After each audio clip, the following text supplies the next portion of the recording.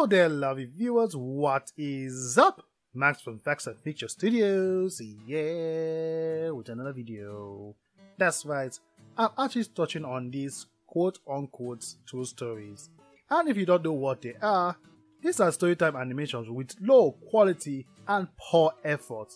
If we were to compare it with YouTubers like JD Animations, Dominic, Something Else YT, and the odds ones out. And if you don't know who they are, I'd advise you check them out when you're done with this video. Anyway, these storytime animations are made to catch in financially on YouTube. Thus, the stories tend to be far-fetched, untrue, and sometimes inconsistent with its own stories. These animations are also cheaply made and tend to have awful art styles and also terrible voiceovers. Sometimes expressions are over-exaggerated, while the video tends to have more ads than necessary. Now, you could argue that there's nothing wrong with that, but I have to disagree. As a YouTuber, I believe I should give my viewers the best quality I can muster. That's why, if you check for my first video, you know how much I've improved. These channels, however, don't try to do that at all. Because they want to catch in on YouTube so much, the animation quality is terrible, like I said before, mainly because they believe in quantity rather than quality, and as a result, the animations come in as poor, and they have to resort to clickbait to fool some poor viewers into watching their nonsense. And most of the time, they aren't even that original with their channel names. Just check out the ones I found by just the search bar. We have my Storytime animation, 2 stories, Storytime animated, Meet My Story, My Life, My Story, Share My Story, WOA Storytime. Oh my gosh, there's just so many stories in it. And believe it or not, there's more. So, I've been meaning to make this video for quite some time. You see, I used to subscribe to these channels. Why? Because they sounded interesting. Don't get me wrong, that doesn't mean they are good. Most of their videos are just made to lie to your faces. And since I'm still working on another important video, I decided to go ahead and do this one. Especially because I was motivated by a YouTuber that reacts to these kind of videos. She goes by the name of, say, Mados. Hold on. Did I pronounce that name right? Go check out our channel when you're done with this video. A link to it is in the description. So here's what we're gonna do. We're gonna watch the longest storytime animations amongst the 3 I have prepared for you guys. Then we'll finish the other 2 storytime animations in another video. If you enjoyed this video, then please let me know your thoughts in the comments below and I'll make more videos like this. So with that said, let's start with my story animated. I was kicked from my country because I'm extremely gorgeous. What? Okay, we haven't even started and already there's something wrong about that. And don't even get me on the grammar. I know that makes me sound like one of those grammar Nazis, but it's just too obvious if you speak and understand English. Imagine being in a place where you see thousands of copies of yourself. How would you feel? Well, let me tell you from my own experience, it feels terrible. Now, I know it might sound weird and cocky, but I'm telling the truth. Right, she's telling the truth. Just like this whole channel tells the truth in all of its videos. My people think that I am too pretty for my country, and they believe that I don't deserve to live in it. I'm sorry, but am I the only one who's freaked out about this shot? It doesn't even help that it gets a close-up. So, am I really the only one? Please tell me I'm not. For my country, and they believe that I don't deserve to live in it. You might be confused or curious, and some of you might even laugh scoffingly at what I'm about to say. But believe me, my story is nothing like what you will imagine. Now back to my story. I found my inner monkey when I was able to love myself and accept it the way it is. For all my life, I thought my beauty was a blessing, not a curse. Don't get me wrong. I am happy and thankful that I am beautiful. Yet, the people around me made me believe the opposite. It all started when my father decided to marry a foreigner, aka my mom. In my father's community, it was prohibited to marry someone who is not one of them. Okay, I would actually like to know where this community that had that came from. What was that? You won't tell us? Oh jeez, thanks. yet he had the courage to do it. Leaving his parents with no other choice, my father brought my mother home and they lived at my grandparents' villa on the second floor. My mother quickly regretted her decision because we live in a country where people are too strict. There were too many rules. Men and women didn't mix, women had to follow certain protocols, and worst of all, everyone got into each other's business. When I was born, my grandparents were disappointed. They desperately wanted a boy, yet I came instead. Sexist much? Also, what's with this scene? Are they like about to have some weird anime fights here? Whatever. Just go on. And to make things worse, everyone was shocked by my beauty. To them, my beauty was unique because I am the only one who held foreigner genes. When I grew older, the situation got worse. If this is the pinnacle of beauty in that community, then I guess the men must be trolls or some weird creature from hell itself. Okay, so to make sure this video isn't long, I'll just tell you a bit of what happened next. Apparently she tries to leave the house one day, but the door is locked. The maid ignores her until she breaks the vase, which then leads to her being locked in her room by her grandfather. Where is her dad, you ask? Don't bother, he's not mentioned for a while. The grandfather, meanwhile, proceeds to destroy her stuff. Why? Because her beauty has gotten the family the wrong attention. No, you didn't hear that wrong. That's basically his reason. Begged him to stop, but instead he grabbed me by the arm and said, "Shut up or you'll find yourself locked in the dungeon." Also, apparently this family has a dungeon. Seriously, what is this country?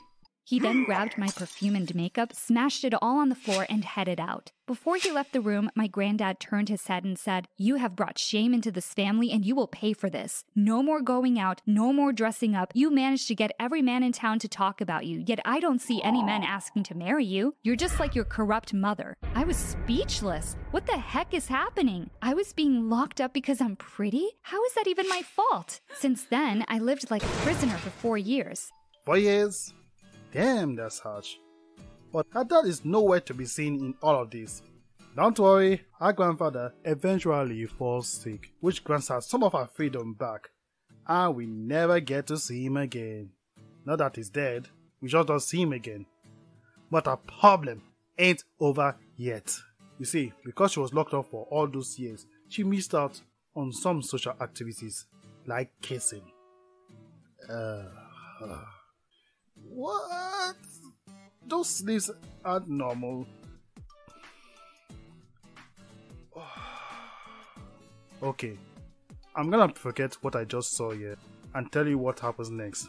Apparently this chick is so gorgeous that she's labeled a bad influence and hated by the girls due to her beauty. I use that loosely. There are rumors about her, and she also gets a pair of stalkers when she went to the fitting room in a mall. I quickly took my things and left. They started shouting, "Hey, Cupcake, where are you going?" I ran out of there as fast as possible and called my father crying. When my father arrived, "Oh, so your dad still exists? Okay, so can you tell us where he was when you were locked up for 4 years? He was not alone. He came with 2 macho men wearing black suits. He told me that from now on, I'll be working with bodyguards only. Though my father is tough sometimes, I knew that he loved both me and my mother. Wait, I thought your mom left you guys due to the stupid customs in your country. So where was she when you were in prison in your house? This video is proving to be dumber by the second with its inaccuracies.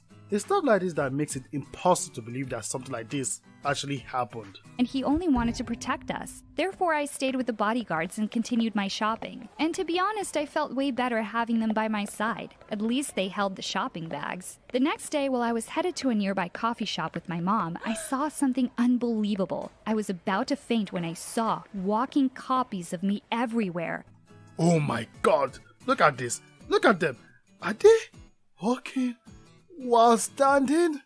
My jaw dropped and I couldn't believe my eyes. Most of the girls were wearing the same outfit I'd bought the last day, and they even had the same haircut, nail color, everything I had. I felt as if there were hundreds of me everywhere, and it freaked me out. At first, I tried to convince myself that this was just a coincidence, but it happened a couple of times. Turns out that some of the girls stalk me and buy everything I do. And what really blew my mind is that a couple of them actually managed to get engaged after that. Yo, what's with their noses? Are they all Pinocchio now?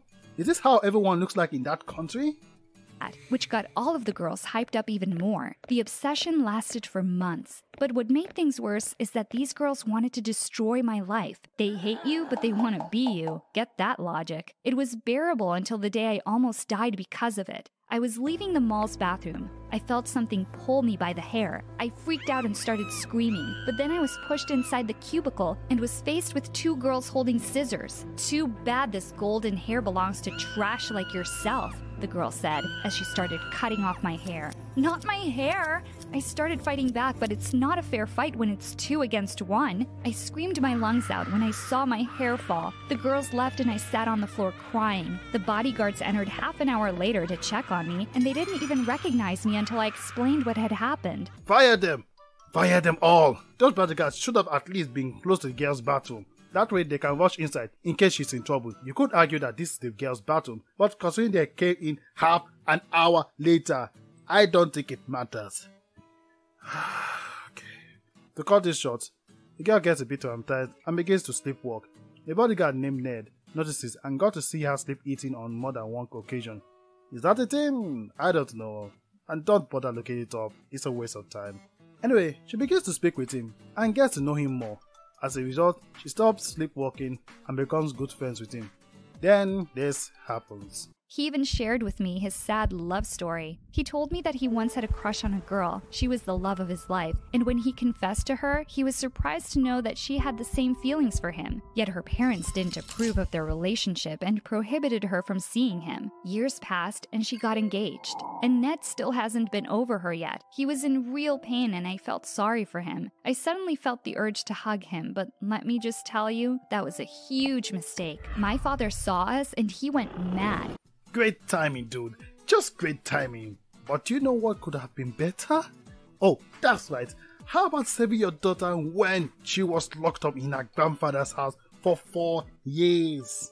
Also, my lovely viewers, can you pay attention to this dumb animation behind this guy? He came towards us, bursting with fury. He started yelling at both of us and even fired Ned. I tried to explain to my father that this was my fault and it didn't mean anything. I mean, it's only a hug, but he refused to listen to me. And that's when Ned said the most shocking thing ever. "Sir, I want to marry your daughter. I love her and I want to marry her. Please give us your blessings." "What?" I asked shockingly.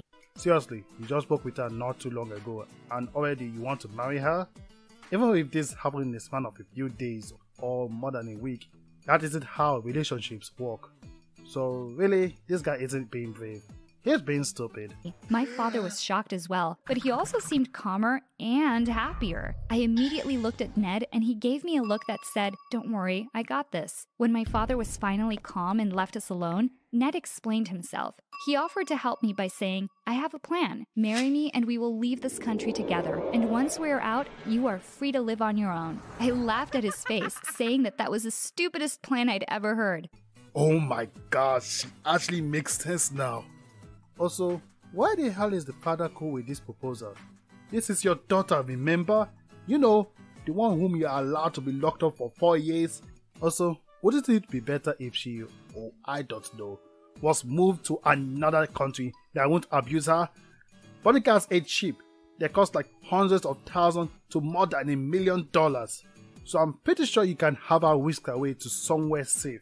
"Are you for real?" I asked. And that's when he grabbed my hands and said, "Yes, I am 100% serious." I felt confused by his seriousness and asked, "Why? Why do you want to give up on your life, make such a huge decision and leave everything behind just to help me?" That's when he said, "Because it's a win-win deal." Is this an ugly reference to the Leonardo DiCaprio meme? Oh no, don't tell me. There's more of this. The love of my life is going to get married soon, and I thought maybe when she knows that I am with someone else, she'll change her mind. As for you, you can finally have your own freedom. You will live the life you always wanted out of this miserable country. I was surprised by his offer, but actually it sounded like the silliest yet greatest plan ever. Sometimes I hate being right. What was going on in the animator's head when he or she decided to make these terrible meme references? I think almost all of them have lost their relevance, which makes it even worse. I started imagining how my life would be without limitations and restrictions, and I immediately fell in love with it. "You're insane." Well, she ain't wrong. I mumbled while laughing. I knew that Ned was a sweet guy. There's nothing sweet about making an innocent ex-girlfriend jealous, lady. And someone that I could trust, especially after the egg incident a year ago. He was brave enough and took an egg for me. Yes, an egg. Some weird girl tried to attack me by throwing an egg on me, but he reacted fast and protected me. But he wasn't there for you when you were assaulted. Also, what is the state of her hair at this point? Because according to this animation and the story, there was no long-time consequence from it, which is weird because she said it was so bad that her bodyguards couldn't recognize her at first. Oh gosh. The inconsistencies, they just keep growing. He held me in his hands, covering my face and my body while the egg hit the back of his head. I looked into his eyes while the eggnog was dripping from the back of his head, and I felt something different about him. Whoa, so I've been doing it all wrong? Now I know just what I have to do in order to score a girlfriend. Assuming looking into her eyes without her permission would get me arrested or a good slap on the face. The cut is short again. Let me just summarize what happened next. Both of them start going out in preparation of their wedding. It catches a lot of people's attention, especially by the guys. A lot of men show up at the girl's house with a lot of expensive stuff as a way to get her to end the wedding and go out with any of them, because she's gorgeous. Meanwhile, Ned gets attacked on social media before getting fired from the company he works in because the boss just so happens to be one of her admirers. Because she's gorgeous. But good news, I said sarcastically. It turns out that Ned's jealousy plan works and his old love comes running to him. I feel bad for the guy who was engaged to her. When I saw her hugging Ned, my heart dropped. I felt pain in my chest. I wondered why I had such a feeling. I mean, I should be happy for him. Our plan is working. When I suddenly realized that freedom is not what I wanted. It was love. Ned is what I wanted. But what should I do? It's too late now. After what happened, Ned tried to explain the misunderstanding to my parents. However, he couldn't hide his triumphant feeling. So, is this a triumphant dance? Because that's really painful to watch. And his happiness, the smile he had on his face shattered my heart into a million pieces, yet I pretended to be happy for him. At that moment, I realized how ironic it is to have all the guys all over you, but not the one you truly want. The night before our wedding day, I was having another stress attack. I began to sleepwalk again, and this time was not like the others. I grabbed the car keys and was about to start driving. Okay, she needs to get that checked like at a hospital. She might get herself killed one day. The other bodyguard came running towards me and managed to wake me up. He called Ned and told him what had happened. Ned rushed to my house with his PJs on. He was terrified. I was sweating and shivering. Ned hugged me tight, and I felt his heart pounding faster than ever. He said that he wouldn't forgive himself if something bad happened to me. I burst into tears and yelled, "I love you, I want you for myself, and I don't want anything else." He looked into my eyes and he kissed me. It was my first kiss ever, and it was oddly romantic. Ned confessed that he loved me back, yet he wasn't sure about how I actually felt towards him. Really? Because he sure seemed happy at this shot. And so they get married on the next day. But because their own country is stupidly backwards on beauty and outsiders, they left the country and headed to another one, where they now live happily ever after. Oh, and she's pregnant, if you care about that part. And this is where I end this video. So what do you think of what I showed you here? Let me know in the comments down below. Be sure to subscribe and click on that notification bell so you can be notified on when the next Storytime animation video, which I kind of mentioned at the start of this video, will be out. You can also check out these videos which will be on your screen right now. Oh, and like this video while you're at it. Thank you for watching. This is Max from Facts and Fiction Studios, and I'll see you next time.